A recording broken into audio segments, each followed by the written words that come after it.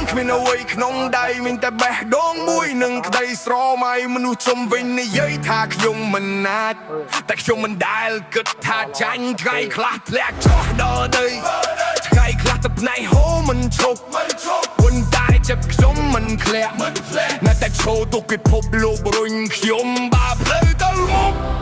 ពីបាក់ខ្ញុំនឹងបង្កើតផ្លូវថ្មីបើគេមើងងា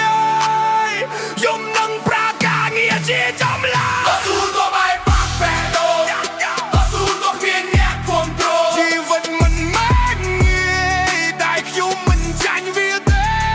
តស៊ូទួធ្លាក់ប៉ុន្មានដងតស៊ូរហូតដល់ថ្ងៃភ្លឺថ្ងៃណាដែលខ្ញុំឈានដល់កំពូលខ្ញុំនឹងដឹងថាវាមានតម្លៃសូមលេងសាច់មើងងាយ